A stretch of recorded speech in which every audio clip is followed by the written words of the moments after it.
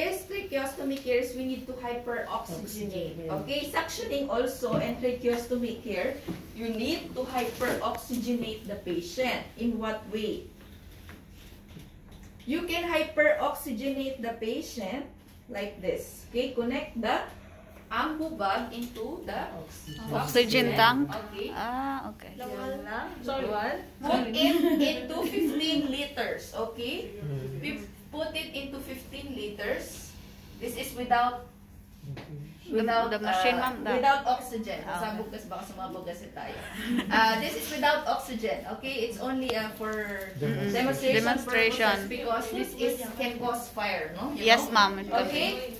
You will put it into 15 liters. Okay, the highest level of air, of oxygen. 15, okay? 15 liters. Okay, liters per minute. Okay, and then attach the bag into the tracheostomy or endotracheal and pump 100% of air. Okay, that is called hyperoxygenate. What's the reason why you hyperoxygenate? Because you're doing suctioning, the patient might lose oxygen. Also, you're doing tracheostomy care, the patient might lose oxygen. So you are giving extra oxygen beforehand, before doing the procedure. That is called hyperoxygenate. Understood? Okay. Okay. So, when we are doing the tracheostomy care, guys, okay, tracheostomy care, of course, for tracheostomy patient, okay, tracheostomy patient, what we are going to do, we have a kit, okay, this is disposable. This is a disposable kit. What we are going to do is we will clean the stoma of this one. Stoma is an opening, right? So we will clean that, we will remove this, change this, okay? So, what we are going to do, okay, wear your gloves and clean gloves first. Okay. There is a gloves here, sterile gloves. So, all in one is in there. The one touching the inside. This one, guys, is the inner cannula. This is my, the one I questioned to Lawal. Inner cannula, this is the one, the part of the tracheostomy which can be removed.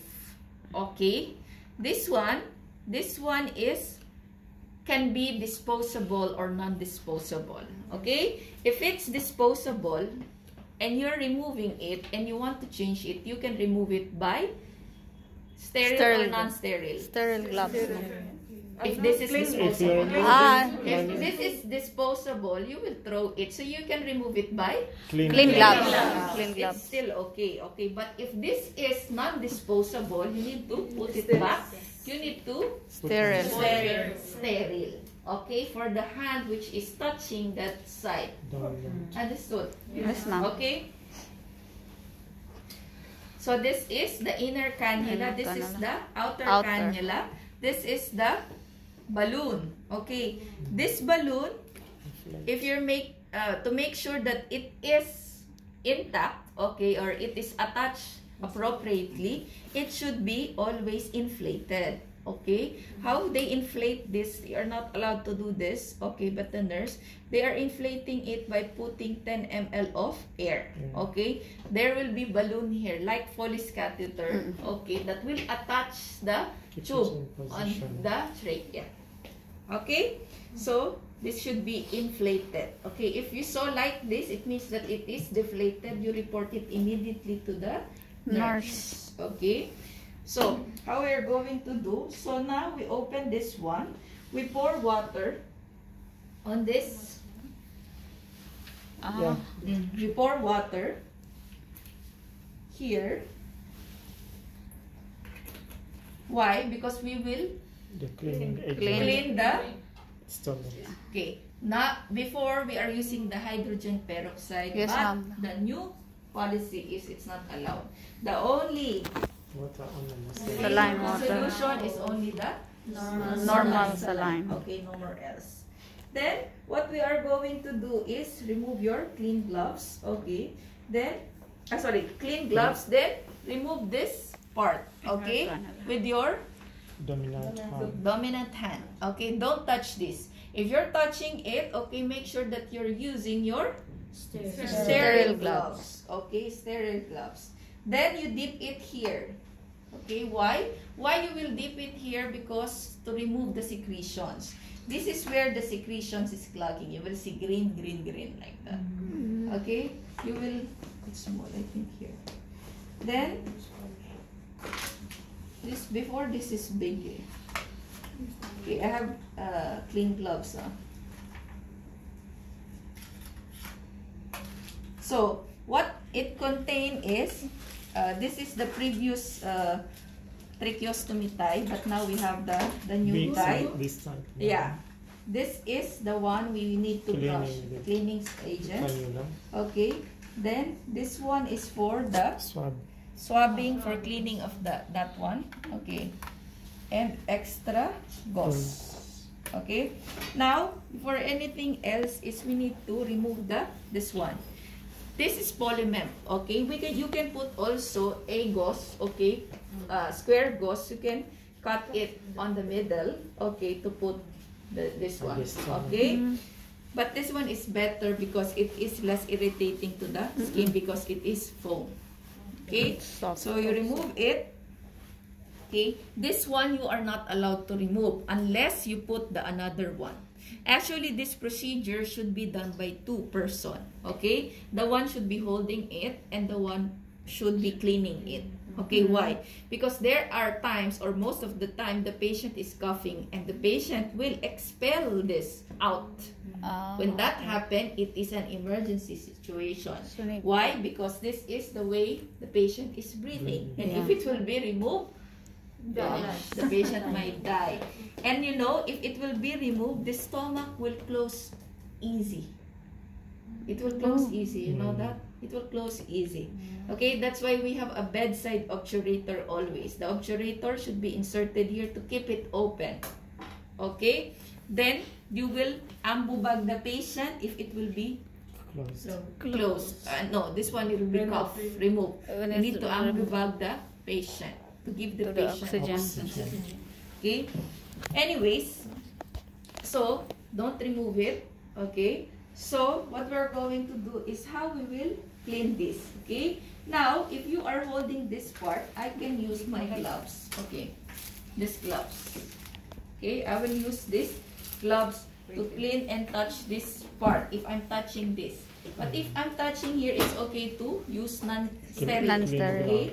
But if I'm touching this one, I need to use a sterile gloves. Okay, I will not use it because I'll use it another class again. Suppose that I wear it. Okay. Okay.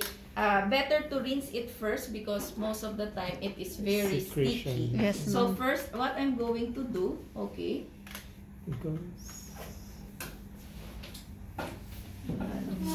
Yung brush na maliit. Okay.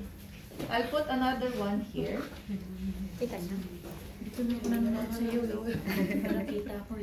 Okay, I'll put one again. Guys.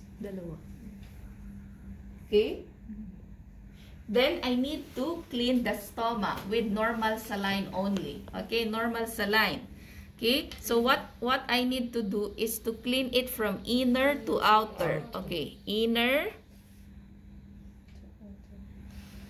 to outer. Actually, it should be 1 stroke only. Then you throw. Okay, inner, throw, then outer, throw. Okay, then this one, inner, throw, then outer, throw. Okay, so that's how you will clean the stomach. Okay, that you will clean the stomach. So if you already clean the stomach, don't forget to dry it. Okay, as I've told you, moisture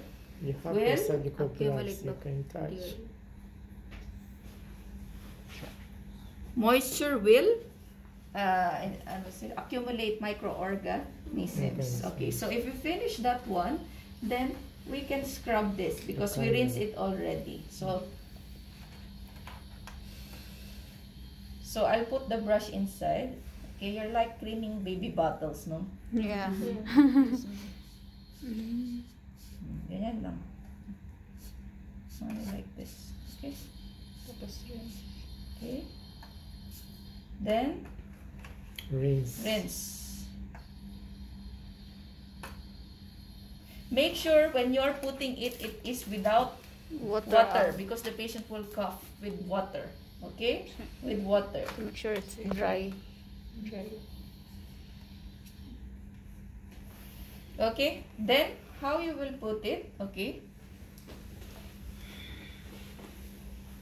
Like this. Okay? You press it. You will hear a click sound. Locking. That it's locking. Yeah. Yes, yes, ma'am. Then, now, we will put the, okay, this is the one I told you, no? Oh, you can put this one, okay, here, like that. Or, as I told you, better this one, okay? So,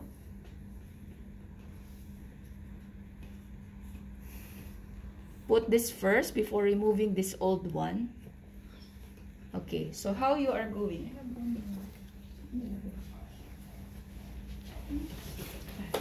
Okay, so, dito ka, Ma'am Janet. Ikaw na nagbibideo. Ma'am Lizelle, dito ka. Okay, what you're going to do if you are two person, you ask this person to hold on that side. Okay, how you're going to hold, Ma'am Lizelle, ganito.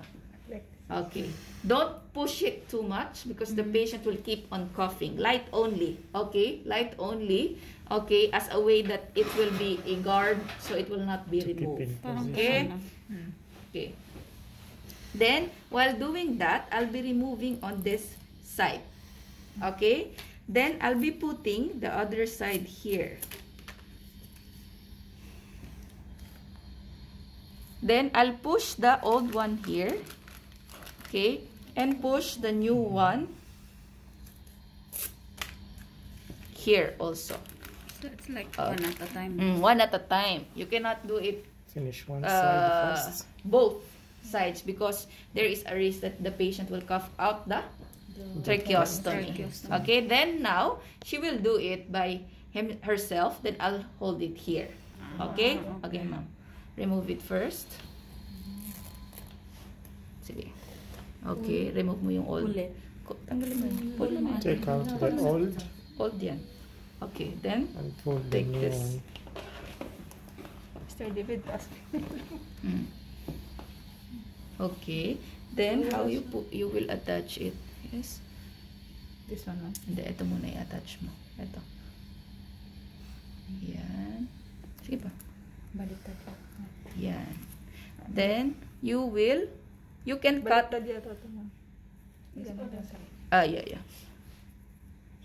Yeah. Remove it first. Remove.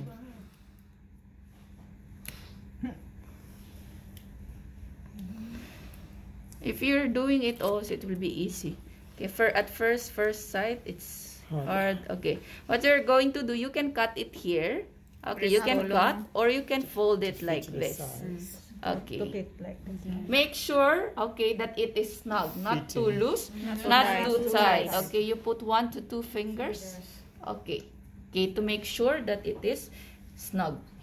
Okay? Okay. Question.